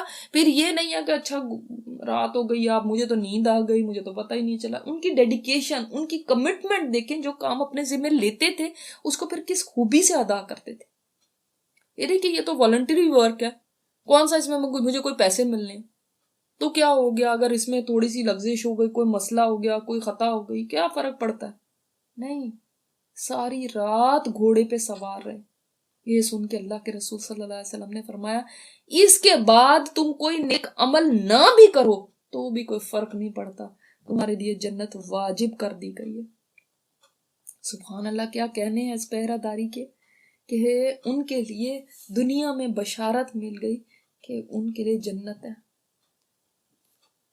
और आप सल्लल्लाहु अलैहि वसल्लम को इतनी फिक्र थी कि नमाज पढ़ाते हुए भी नजर उठा उठा के वादी की जानब देखते थे कि मेरा पहरेदार आ रहा है कि नहीं, मुझे दिखाई दे दे। तो ये अनस बिन अबू मरसद गनवी थे। फिर इसी तरह सलमा बिन अकवा से मरवी है, हमें पता है, ये याद है आपको, वो बहुत तेज जो दौड़ने वाले थे, कि हम लोग अल्लाह के रसूल के हमरा बैठे खाना खा रहे थे, क्या देखते हैं कि जरा फासले पे एक आदमी सुर्ख ऊंट पे सवार आता है, अपने ऊंट को बिठाता है, अपने अपने यानी जो भी उसके पास चीज थी उसमें से एक रस्सी निकालता है, कोई बैग सा था, और ऊंट का घुटना इसके साथ बांधता है, यानी ऊंट को बिठाने के लिए ना, कि वो भाग ना जाए। फिर वो हमारी तरफ बढ़ा और साथ बैठ के खाना खाने लगा। फिर वो इर्द गिर्द देखकर जायजा लेने लगा। इस जंग में सवारियों के लिहाज से हम कमजोर थे, हमें बहुत सारे लोग तो पैदल भी यहाँ आए थे। बहरहाल वो शख्स अब तेजी से भाग उठा, अपने ऊंट के पास पहुंचा, रस्सी को खोला, खड़े ऊंट को बिठाया, इस पे सवार हुआ, फिर इसको खड़ा किया और दौड़ा दिया। राजा सलमा बिन अकवा कहते हैं, एक मुजाहिद जिसके पास खाकी रंग की ऊंटनी थी, अब देखें पहले ही सवारियां तो कम है, वो इस पर सवार होकर इस जासूस की तरफ दौड़ा। उसने सोचा होगा कि इतना बड़ा लश्कर है, इनमें कौन, इनको पता चलेगा कौन आया और कौन नहीं। बैठा साथ, जब वो खाना खा रहे थे सारा जायजा लिया, उसके बाद ऊंट पे बैठा, तेजी से भाग। कहते मैं पैदल ही भाग खड़ा हुआ, हत्ता के भागता हुआ उस खाकी ऊंटनी पे पुश्त के पास जा पहुंचा, यानी जो मुसलमान मुजाहिद था उसकी ऊंटनी के पुश्त के पास जा पहुंचा। मैं इस कदर भाग रहा था कि उस ऊंटनी से भी आगे बढ़ गया और जासूस के ऊंट को जा लिया। मैं भागता हुआ उसके सामने आया और ऊंट की मुहार को पकड़ लिया। पकड़ते ही मैंने ऊंट को नीचे बिठा दिया। अभी ऊंट अपना घुटना दोहरा करके बैठ ही रहा था कि मैंने तलवार लहराई और जासूस की खोपड़ी उड़ा दी। वो लुढ़कता हुआ जमीन पर आ गिरा। अब मैंने जासूस का सामान और हथियार लिए, उसका ऊंट पकड़ा और सब कुछ लेते हुए अल्लाह के रसूल सल्लल्लाहु अलैहि वसल्लम के पास आन पहुंचा। आप सल्लल्लाहु अलैहि वसल्लम पहले ही मुजाहिदीन के हमरा हमारे इंतजार में हमारी तरफ तशरीफ ला रहे थे। आप सल्लल्लाहु अलैहि वसल्लम ने हमें देखते ही पूछा, मुशरिक को किसने कत्ल किया? सब लोग बोल उठे, अकवा के बेटे सलमा ने। आप सल्लल्लाहु अलैहि वसल्लम ने फरमाया, इसका सारा सामान सलमा का है। इससे पता चला जो जिसको कत्ल करता था उस जमाने में उसका जो माल होता था वो उसी को मिलता था। और ये कैसे तेज भागने वाले थे कि इन्होंने उसको जा लिया। और जासूस का भी आप देख ले कि वो क्या अंजाम हुआ। अच्छा, फिर हम यहाँ पे फिर देखते हैं कि कैसी उनकी प्लानिंग थी। एक तो ये बात कि इस सिलसिले में हमें 3 रिवायात मिलती हैं कि किस तरह से उन्होंने अपनी प्लानिंग की हुई थी, कैसे जंग हुई है। एक तो रिवायत जो यहाँ पे आपकी बुक में बताई गई है, ये इब्ने इसहाक की है। इब्ने इसहाक बहुत बड़े सीरत निगार है, उनकी सीरत के ऊपर बहुत तहकीक है। तो पहले ये देख लेते हैं, फिर उसके बाद मैं आपको बुखारी और मुस्लिम की भी बता दूंगी। ये जो इन्होंने लिखा है वहां से ये हमारी बुक में है कि इसके बाद हरावल दस्ते ने वादी में उतरना शुरू किया। यानी जब जंग शुरू हुई है तो उस वक़्त मुसलमान वादी में उतरने शुरू हुए। अब आपको मैंने पहले क्या बताया कि वादी में दुश्मन जो है वो घाटियों में और मुख्तलिफ दर्रों में वो छुपे पड़े हैं। अब इनको नहीं पता है, वादी में उतरना शुरू किया, उसे छुपे हुए दुश्मन की मौजूदगी का इल्म न था। अभी वो उतर ही रहा था कि अचानक दुश्मन ने टड्डी दल की तरह तीरों की बारिश कर दी। यानी ये टड्डी दल एक वो होता है ना जिसका खाना भी हलाल है, वो एक जानवर होता है, परिंदा, परिंदे की तरह की चीज, मतलब ऐसे कीड़ा सा होता है। और वो उनका पूरा एक यानी झुंड आता है। वो इस तरह से उन्होंने तीरों की बारिश की, हर तरफ से तीर आ रहे थे। फिर वो फर्दे वाहिद की तरह टूट पड़ा, जैसे यानी ऐसे लग रहा था एक बौछार है तीरों की। इस अचानक हमले से हरावल दस्ते में इस्तराब पैदा हो गया। जो आगे आगे थे उनके अंदर एक बेचैनी जाहिर है, कहाँ से तीर आ रहे हैं। आपको पता है जब ऊपर से बैठ के कोई मारता है तो वो जो नीचे होते हैं उनको पता ही नहीं चलता कि आ किधर से रहे हैं, कौन सा तीर किधर से आके लग गया। जो ऊपर बैठे होते हैं वो अच्छी तरह नीचे वालों को देख सकते हैं। जैसे आपको पता है पिछले दिनों यहाँ पे लॉस वेगास में जो हमला हुआ, बहुत देर तक पुलिस को यही नहीं पता चल सका कि गोलियों चल कहां से रही हैं, आ कहां से रही हैं। तो जो ऊपर है ऊंचाई पे उसको ये बेनिफिट होता है कि उसको नीचे वाले नजर आ रहे होते हैं। नीचे वाले जो होते हैं उनको नहीं पता चलता कि कहां से आ रहे हैं। इस अचानक हमले से हरावल दस्ते में इस्तराब फैल गया और उसमें मौजूद मुसलमानों के पांव उखड़ गए। जो लोग पीछे थे वो भी इन्हीं के साथ हो लिए और यूं शिकस्त हो गई। इस सूरत हाल से बाज मुशरिकीन और बाज नौ मुस्लिम खुश हो गए। अच्छा, अब ये यहां तक आप देखें कि हुआ क्या कि जब ये लोग सुबह हुई और मुसलमान आगे बढ़ के वादी हुनैन में उन्होंने कदम रखा। अब वादी आप सोच लेना कैसी होती, वैली में कैसे होता है, बीच में अंदर पैसेज होता है और साइडों पे उसके पहाड़ होते हैं। इनको नहीं पता कि पहाड़ों में लोग छुपे में, तीरंदाज छुपे में और कैसे हैं ये। अब वहां पे मैंने आपको बताया अभी के सकीफ जो थे बहुत माहिर तीरंदाज थे, वो घात में बैठे हुए थे। अब जब ये यहाँ पे एंटर हुए, वो ये इत्मीनान से चले आ रहे हैं, अचानक तीरों की बारिश शुरू हो गई। फौरन ही जब तीरों की बारिश हुई, इनमें भगदड़ मच गई तो फौरन ही वहां से दुश्मन का एक दस्ता आया, दुश्मन का लश्कर आया और उन्होंने भी अटैक कर दिया सामने से।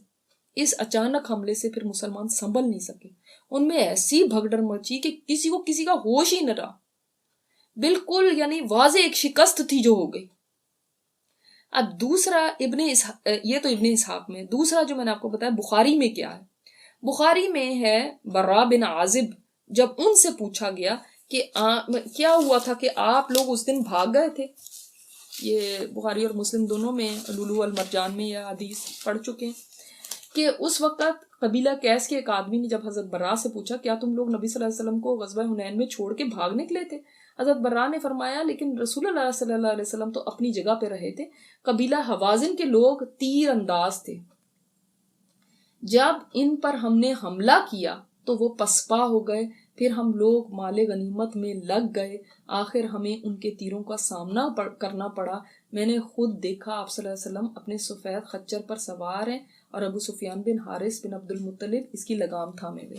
ये उन्होंने बताया, ये बुखारी में है कि यानी क्या उनकी स्ट्रेटजी थी कि मुसलमान जब आएंगे वादी में तो सामने हम एक छोटा सा लश्कर रखेंगे, वो आएंगे, वो जब उसके ऊपर हमला करेंगे तो वो ऐसे प्रिटेंड करेंगे जैसे कि हम हार गए, और वो पीछे को होंगे, दुश्मन जो है, ये काफिर जो है, वो उन्होंने ये प्लानिंग की भी थी कि वो पीछे को आएंगे, मुसलमान उतनी देर में माले गनीमत जमा करने लगेंगे, जो पीछे थे वो भी अब वादी के अंदर आ जाएंगे। जब सारे ही अंदर आ जाएंगे इस पैसेज में तो ऊपर से तीरों की बारिश होगी, ठीक है, ऊपर से तीरों की बारिश होगी। जब माले गनीमत पे ये मुसलमान टूट पड़ेंगे तो हम उनका तीरों से इस्तकबाल करेंगे। समझ आ गई ये बात। तीसरी एक मुस्लिम में एक और रिवायत है कि हजरत अनस का इरशाद है कि हमने मक्का फतह किया, फिर हुनैन पर चढ़ाई की, मुशरिकीन इतनी उम्दा सफ़े बनाकर आए जो मैंने कभी नहीं देखी, सवारों की सफ, फिर प्यादों की सफ, फिर इनके पीछे औरतें, फिर भेड़ बकरियां, फिर दूसरे चौपाए। हम लोग बड़ी तादाद में थे, हमारे सवारों पे खालिद बिन वलीद थे उनके सरदार, मगर हमारे जो सवार थे वो दुश्मन की तीरंदाजी की वजह से भाग खड़े हुए, आराब भी भागे और वो लोग भी जिन्हें तुम जानते हो सकता है कि तीनों ही चीजें हुई हों, जब सामने से वो आए होंगे तो तब ये भाग खड़े हुए, मगर बाहर कैफ ये इस तरह से रिवायात मिलती हैं। तो आपको एक आइडिया तो हो गया कि वो लोग जब बीच में आ गए इस वादी के अंदर तो भगदड़ कब मची, शिकस्त कैसे हुई, शिकस्त की वजह क्या बनी, ये तीर अंदाज जो बैठे हुए थे छुप कर और वो इंतज़ार में थे कि किस वक़्त मुसलमान सारे के सारे यहाँ पर एंटर हो जाएं। जब मुसलमान एंटर हो गए उस वक़्त फिर उन्होंने एक ऐसी तीर अंदाजी शुरू की, इस कदर तीर बरसाए कि उस वक़्त किसी का फिर होश नहीं रहा और सब पीछे को भागे, है ना। उस वक्त ये आप देख लेना कि जब कियोस होती है या जब एक भगदड़ मचती है, आप हज वगैरह में भी देख लें कि एक ही बंदा होता है जो कहीं भागने लगता है या कुछ होता है, जब सारे लोग उसके पीछे उस तरह से भागने लगते हैं तो क्या होता है, और उसके बाद यही होता है कि फिर कितनी स्टैम्पीड होती है, कितने लोग पैरों तले कुचले जाते हैं, क्या हाल होती है। तो ये जब भगदड़ मची है वहां पे लोग पीछे को भागे हैं, आगे वाले जो थे वो जो सवारियों पे हैं, वो ऊंटों पे हैं, वो पीछे को भागे हैं, तो उस वक्त क्या हालात हुए होंगे। अब ये एक शिकस्त की बात यानी बन रही थी, मगर अभी बात खत्म नहीं हुई। बहरहाल जब भगदड़ मची तो रसूलुल्लाह सल्लल्लाहु अलैहि वसल्लम ने दाएं तरफ होकर पुकारा, लोगों मेरी तरफ आओ, मैं अब्दुल्लाह का बेटा मोहम्मद हूँ। इस वक्त उस जगह आप सल्लल्लाहु अलैहि वसल्लम के साथ चंद मुहाजिरीन और अहले खानदान के सिवा कोई भी नहीं रह गया था। यानी उस वक्त ये हालत थी कि नबी सल्लल्लाहु अलैहि वसल्लम अकेले थे, कोई भी नहीं आपके साथ रह गया था उस वक्त। यानी जिदा जिदा सहाबा जैसे खुलफाए राशिदीन जो हैं सारे वो, या और कुछ बास लोगों का नाम आते हैं, अबू बकर, उमर और अली और फिर हज़रत अब्बास, उनके बेटे फजल और अबू सुफियान बिन हारिस। अबू सुफियान बिन हारिस याद है आपको कौन है? अबू सुफियान वो दूसरा अबू सुफियान नहीं, अबू सुफियान बिन हारिस। अबू सुफियान बिन हारिस वो ही हैं जो जब आप सल्लल्लाहु अलैहि वसल्लम ये फतह मक्का के लिए जब आ रहे थे उस वक्त रास्ते में इन्होंने आके इस्लाम कबूल किया था, इन्होंने और एक और इनके कज़न थे। ये नबी सल्लल्लाहु अलैहि वसल्लम के यानी एक फर्स्ट कज़न है, अबू सुफियान बिन हारिस बिन अब्दुल मुत्तलिब, यानी आप सल्लल्लाहु अलैहि वसल्लम के जो ताया हारिस थे, और वो नबी सल्लल्लाहु अलैहि वसल्लम की पैदाइश से भी पहले फौत हो चुके थे। वो अब्दुल मुत्तलिब के सबसे बड़े बेटे थे। तो वो भी साथ थे, हज़रत उम्मे ऐमन के बेटे थे, वो साथ थे। इस तरह से कुछ लोग थे जो कि आप सल्लल्लाहु अलैहि वसल्लम के साथ रहे थे। हज़रत जाबिर बिन अब्दुल्ला से मरवी है कि तहामा की वादियों में से हुनैन की वादी में हम जा रहे थे। वादी बड़ी वसी और रीस थे, इसमें ऊपर नीचे टीले और छोटी छोटी ढलवानी पहाड़ियां थी। हम ऊपर चढ़ते और नीचे उतरते हुए आगे की जानिब बढ़ते और लुढ़कते जा रहे थे। सुबह का अंधेरा कदरे बाकी था। हमारे इर्द गिर्द जो घाटियां थी, हमारे दुश्मन इनमें छुप कर बैठे थे।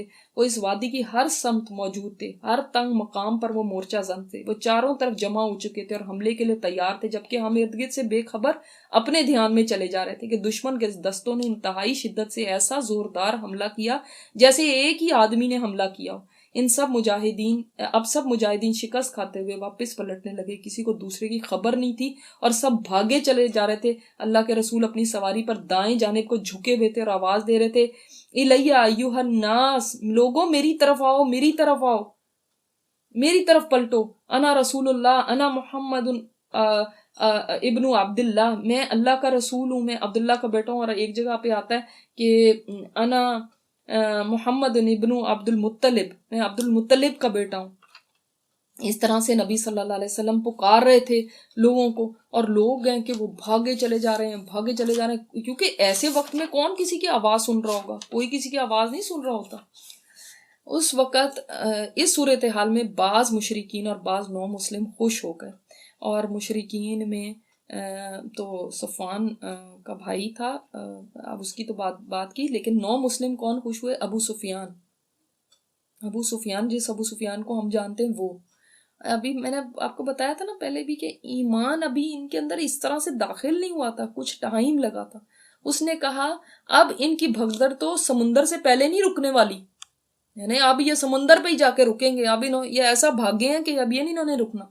और सफवान के एक भाई ने कहा आज जादू बातिल हो गया, यानी आज देखो जिनका जादू आज खत्म हो गया, इनका जो तलिस्म था वो टूट गया। वो कहा करते थे ना ये आप सल्लल्लाहु अलैहि वसल्लम के बारे में कि ये तो जादूगर हैं, ये है, कहता आज इनका जादू टूट गया, आज खत्म हो गया।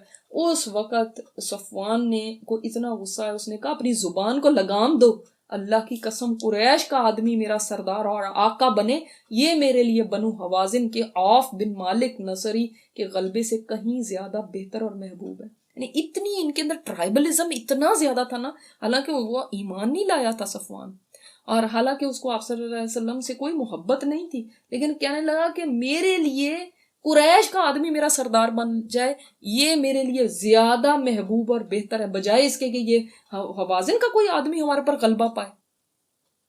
तो उनके लिए कबायली ये हमियत बहुत, कबायलिज्म बहुत ज्यादा, ट्राइबलिज्म इनके अंदर था।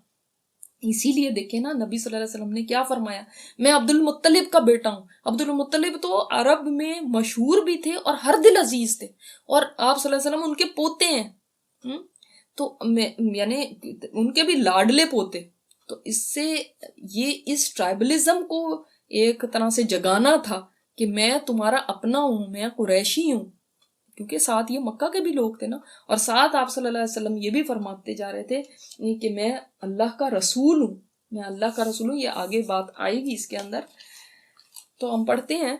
तो और इसके एक और भाई ने कहा मोहम्मद सल्लल्लाहु अलैहि वसल्लम और इसके साथियों की शिकस्त की खुशखबरी सुन लो, अब ये इसको कभी नहीं जोड़ सकते। यानी अब वो बीच में जो सारे ऐसे ही शामिल हुए, अब उनको भी मौका मिल गया ना कि वो अब कोई बातें करें। बाज दफा आपकी सफ़ों में ऐसे लोग होते हैं जो आपकी शिकस्त या आपकी कोई बुराई या आपके कोई मसले को देख के उल्टा खुश होते हैं, और वो या तो मुनाफिकीन होते हैं या ऐसे ही साथ लगे होते हैं कुछ और इस किस्म के लोग जो दिल में ग्रज रखते हैं लेकिन ऊपर ऊपर से साथ शो करते हैं। मगर इस पर मुशरिक सफवान और 9 मुस्लिम इकरमा बिन अबी जहल बिगड़ गए और दोनों को डांट पिलाई। देखिए अब इकरमा भी है, वो भी नए नए मुसलमान हुए, लेकिन वो उनके अंदर ईमान पक्का था। और अभी सफ़वान मुशरिक है, लेकिन उसके अंदर भी ये कबायली हमीयत चुके थी। ये नहीं कि इस्लाम की कोई मोहब्बत थी, कबायली हमीयत की वजह से वो भी यानी ये बात बर्दाश्त ना कर सका। जहाँ तक रसूलुल्लाह सल्लल्लाहु अलैहि वसल्लम का ताल्लुक है, तो ना सिर्फ ये कि आप थोड़े से अंसार और मुहाजिरीन की माहियत में साबित कदम रहे, बल्कि आप दुश्मन की तरफ बढ़ने के लिए खच्चर को एड़ लगाते। नबी सल्लल्लाहु अलैहि वसल्लम ना एक खच्चर पे सवार थे, तो आप सल्लल्लाहु अलैहि वसल्लम अपने खच्चर को उल्टा आगे उनकी तरफ बढ़ा रहे थे। अब बगदर में से कोई कहीं जा रहा है, कोई कहीं जा रहा है, वो तो पीछे को भाग रहे हैं और आप सल्लल्लाहु अलैहि वसल्लम आगे जा रहे हैं और फरमा रहे हैं, अना नबिय्यु ला कज़िब अना इब्नु अब्दुल मुत्तलिब, मैं नबी हूं, इसमें कोई झूठ नहीं, और मैं अब्दुल मुत्तलिब का बेटा हूं। ये देखा ना आपने यहाँ पे कि मैं नबी हूं, ये किसके लिए बात है? सारे मुसलमानों के लिए। और अब्दुल मुत्तलिब का बेटा हूं, ये उन कफार के लिए जिनके अंदर कबायली हमीयत है, मैं तुम्हारा अपना हूं। ये तो आप सल्लल्लाहु अलैहि वसल्लम ने उस वक्त उस चीज को भी इस्तेमाल फरमाया जो कि उन लोगों के लिए बहुत बड़ी एक अहमियत रखती थी। और आप सल्लल्लाहु अलैहि वसल्लम मुसलसल उनको बुला रहे हैं। अबू सुफियान बिन हारिस ने आपके खच्चर की लगाम पकड़ रखी है। आपको याद है अबू सुफियान बिन हारिस ये शायर होता था और आप सल्लल्लाहु अलैहि वसल्लम को इतनी हज किया करता था, और नबी सल्लल्लाहु अलैहि वसल्लम इतने नाराज थे इनसे जब रास्ते के अंदर ये लोग आए थे, ये और दूसरे कजन आतिका के बेटे अब्दुल्ला और अबू सुफियान बिन हारिस। तो आप सल्लल्लाहु अलैहि वसल्लम कई दिन तक इनसे बात नहीं करना चाहते थे, उनको माफ नहीं किया था, ये बड़ी माफी मांगता था। लेकिन उसके बाद इन्होंने जो ऐसी तौबा की, तो वाकई इनकी सच्ची तौबा थी कि इन्होंने आप सल्लल्लाहु अलैहि वसल्लम के खच्चर की लगाम पकड़ी थी, ये भागे नहीं थे।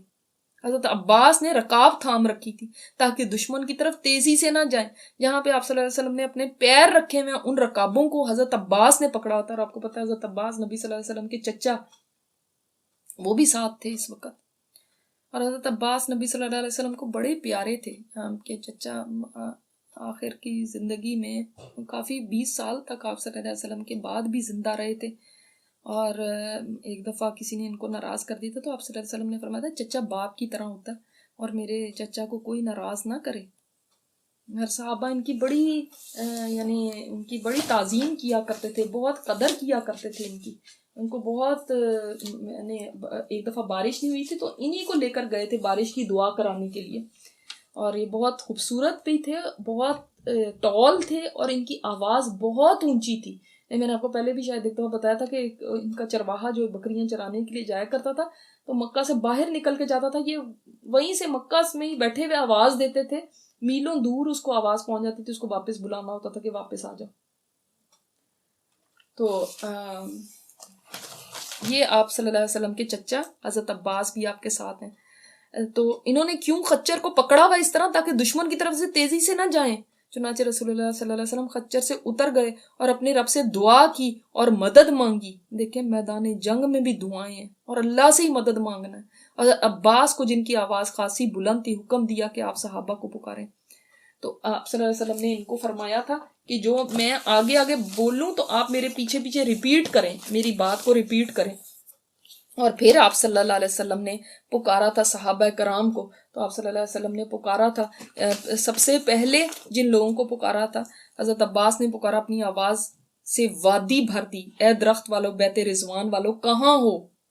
तो उस वक्त यानी कुछ नहीं पता चल रहा, सब इधर उधर भाग रहे हैं। सबसे पहले आप सल्लल्लाहु अलैहि वसल्लम ने बैत रिजवान वालों को पुकारा है। क्यों? तुमने तो मौत के ऊपर आप सल्लल्लाहु अलैहि वसल्लम पे के हाथों पे बैत की हुई थी ना, जो याद है आपको बैत रिजवान हुई थी, मौत के ऊपर के हम मर जाएंगे लेकिन पीछे नहीं हटेंगे, अब हम यहाँ से जाएंगे नहीं।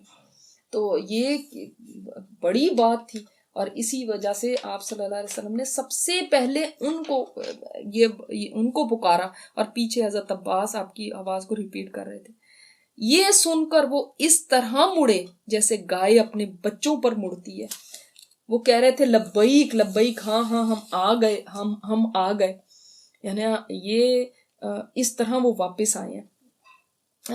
ये एक और रिवायत से आपको बताती हूँ, बुखारी से, कि हज़रत बर्रा बिन आज़िब कहते हैं कि इस दौरान मैंने देखा अल्लाह के रसूल अपने सफ़ेद खच्चर पर सवार हैं और अबू सुफियान बिन हारिस आपके खच्चर को लगाम थामे हुए डटे में। आप सल्लल्लाहु अलैहि वसल्लम ने पूछा ये लगाम थामने वाला कौन है? वो नज़र नहीं आ रहे थे, ज़ीरा पहनी हुई है इतनी हैवी, वो सारा जंगी लिबास पहना हुआ है, तो और आपको उम्मीद भी नहीं थी कि वो होंगे। आप सल्लल्लाहु अलैहि वसल्लम तो अपने जो करीबी साथी हैं उनको उम्मीद रखते थे ना कि वो।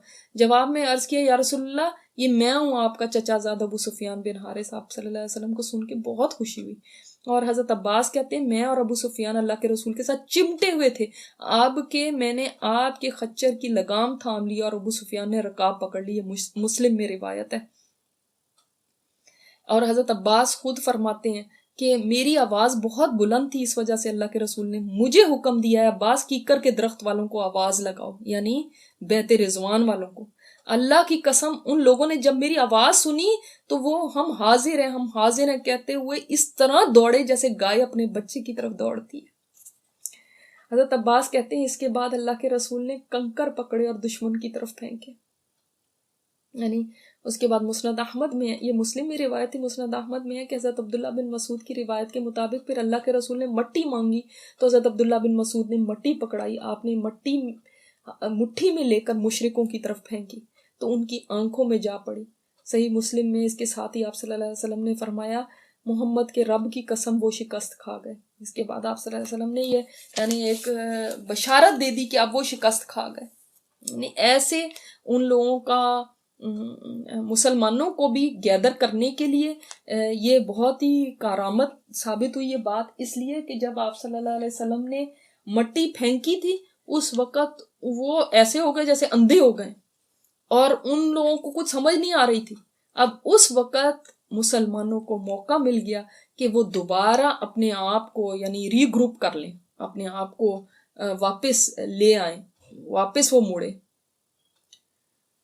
तो मतलब ऐसा कैसे हो सकता था कि अल्लाह के रसूल पुकारे और जवाब ना मिले। तो बाज़ दफ़ा ऐसे होता है कि पैनिक में इंसान कुछ ऐसी चीज़ें कर देता है लेकिन उसका वो मकसद नहीं होता, वो एक पैनिक होता है। जाहिर है एक इंसान, जैसे ओहद में भी हुआ था, मुसलमान भागने लगे थे, जो पैनिक की सिचुएशन होती है उसमें इंसान एक रिफ्लेक्स एक्शन होता है ना, एक इंसान को अपना समझ नहीं आती, वो जिधर को बस मुंह उधर को भागते। लेकिन जिस वक्त उन्होंने आवाज सुनी उसके बाद वो फौरन कहते हम आ गए, हम आ गए, हम हाजिर है। हालत ये थी कि आदमी अपने ऊंट को मोड़ने की कोशिश करता था, वो नहीं मोड़ पाता था तो अपनी जिरा इसकी गर्दन में डाल फेंकता और अपनी तलवार और ढाल संभाल के ऊंट से कूद जाता और ऊंट को छोड़ छाड़ कर आवाज की तरफ दौड़ता था।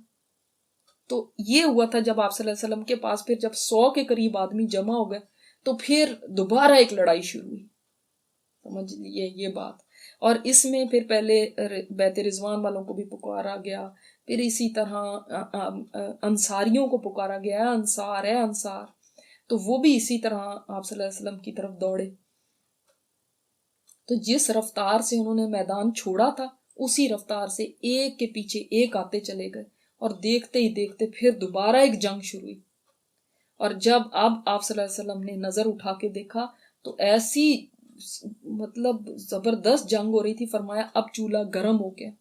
तो तब आपने जमीन से एक मट्टी के लेकर दुश्मन की तरफ फेंकते हुए फरमाया था, शाहतिल वजूह, चेहरे चेहरे बिगड़ जाए। तो ऐसा कोई आदमी नहीं था फिर जिसकी आंख में मट्टी ना गई हो। और फिर उसके बाद तो उनकी कुव्वत टूट गई।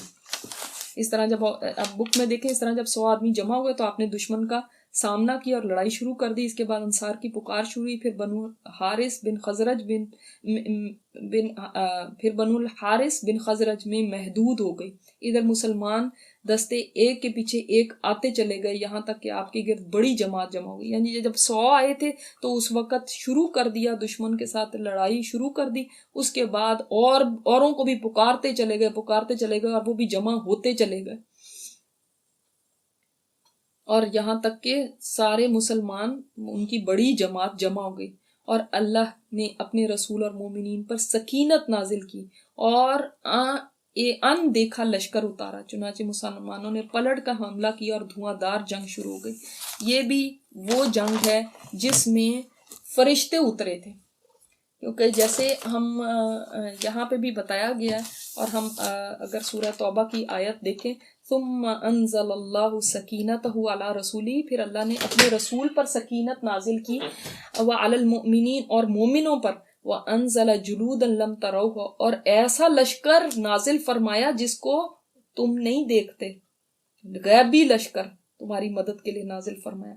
व अज़्ज़बल्लज़ीन कफ़रू, और अल्लाह ताला ने काफरों को तुम्हारे हाथों से अजाब दिया, वज़ालिका जज़ाउल काफिरीन, और इस तरह जज़ा हुई काफरों की। और इसमें थोड़ा पहले की भी आयत देख लेते हैं कि जब मैंने जो आपको पहले 25 नंबर आयत सुनाई थी कि जब तुम्हारी कसरत तुम्हें जो है ना एक घुमंड में मुब्तला कर दिया, फिर ये तादाद तुम्हारे कुछ काम ना आई। वह दाक़त अलैकुमुल अर्द, और जमीन तुम पे तंग हो गई, बिमा रहुबत, बावजूद उसकी कुशादगी के, यानी जमीन तो कुशादा है लेकिन तुम पे तंग हुई। यानी उसके बाद क्या हुआ था, वल्लई तुम मुदबिरीन, तुम पीठ फेर के भागे जिस वक्त अब इनकी ये हालत हो गई कि तीरंदाजी कर रहे हैं और मुसलमानों को कोई जगह छुपने की नहीं मिल रही, और बेतरह जिधर का जिसका मुंह है वो भागा चला जा रहा है। उसकी तरफ ये इशारा है कि किस तरह जमीन तुम्हारे पर तंग हो गई थी, तुम पीठ फेर के भाग रहे थे, फिर किस तरह अल्लाह ताला ने सकीनत नाजिल की अपने रसूल पे और मोमिनों पे, और ऐसा लश्कर नाजिल फरमाया जिसको तुम नहीं देखते थे। और वाकई ऐसा हुआ कि जुबैर इब्ने मुताम फरमाते हैं कि जब दोनों लश्कर मिले तो मैंने देखा एक बड़ा स्याह बादल आसमान से उतरा है और लोगों में मिल गया है चींटियों की तरह। और आसमान से स्याह बादल क्या था, यानी इतना डेंस था ना, वो इतने फरिश्ते उतर रहे थे उसमें, और फिर वो लोगों में फैल गए वो फरिश्ते, यानी इतने ज्यादा फरिश्ते थे। इसी तरह एक और रिवायत आती है कि वो मालिक ने उसने अपना एक जासूस भेजा था मुसलमानों के हालात का पता लगाने के लिए, और उसकी हालत ये थी कि उसका जोड़ टूट गया था। तो मालिक ने कहा तुम्हारी तबाही हो, तुम्हें ये क्या हो गया। उसने कहा हमने कुछ चित कुबरे घोड़े पे सफेद इंसान देखे हैं और इतने में वल्लाही हमारी ये हालत हो गई है जो तुम देख रहे हो। यानी इतने फरिश्ते उतरे थे इसमें भी, हुनैन में भी। और मुस्लिम में हज़रत अब्बास की रिवायत है, जंग में जिधर भी नजर उठती थी उनकी ताकत दम तोड़ती नजर आती थी, वो पीठ फेर के भाग रहे थे, यानी जो दुश्मन थे। हजरत अबू तलहा अकेले ने हुनैन के मैदान में 20 मुशरिकों को कत्ल किया था। तो आप सल्लल्लाहु अलैहि वसल्लम ने फरमाया अब चूल्हा गर्म हो गया, फिर आपने एक मुट्ठी मट्टी की लेकर कौम के चेहरे पर मार दिया। फरमाया शाहतिल वजूह, चेहरे बिगड़ जाएं। इस मट्टी से उनकी आंखें भर गईं। इसके बाद उनकी धार कुंद और उनका काम पिछड़ता चला गया, यहाँ तक कि वो प्रागंदा होकर भाग चले और मुसलमानों ने मारते पकड़ते इनका पीछा किया। चुनाचे औरतों बच्चों को पकड़ लिया और बहुत से फौजियों को गिरफ्तार कर दिया। उस दिन खालिद बिन वलीद को भी बहुत से जख्म आए। रसूलुल्लाह सल्लल्लाहु अलैहि वसल्लम के साथ अल्लाह की इनायत देखकर बहुत से मुशरिकीन मक्का मुसलमान हो गए। क्योंकि टाइम काफ़ी हो गया तो हम अब यहीं तक करेंगे। गो के इसमें अभी काफ़ी डिटेल है, तो इंशाअल्लाह ताला नेक्स्ट टाइम हम यहीं से शुरू करते हैं। एक ओवरव्यू आपको मिल गया है कि फिर कैसे जंग का पांसा पलटा, कैसे अल्लाह ताला की तरफ से मदद आई, किस तरह से अल्लाह ताला ने सकीनत नाजिल फरमाई मुसलमानों के ऊपर, और कैसे होते होते फिर जब मुसलमान पलट आए तो उसके बाद अल्लाह ताला ने उनको फतह नसीब फरमाई। तो ये थोड़ी सी इसकी ओवरव्यू था, इसकी डिटेल्स हम इंशाअल्लाह ताला नेक्स्ट टाइम कर लेंगे। सुब्हानकल्लाहुम्मा व बिहम्दिका नशहदु अन ला इलाहा इल्ला अंता नस्तगफिरुका व नतूबु इलैक।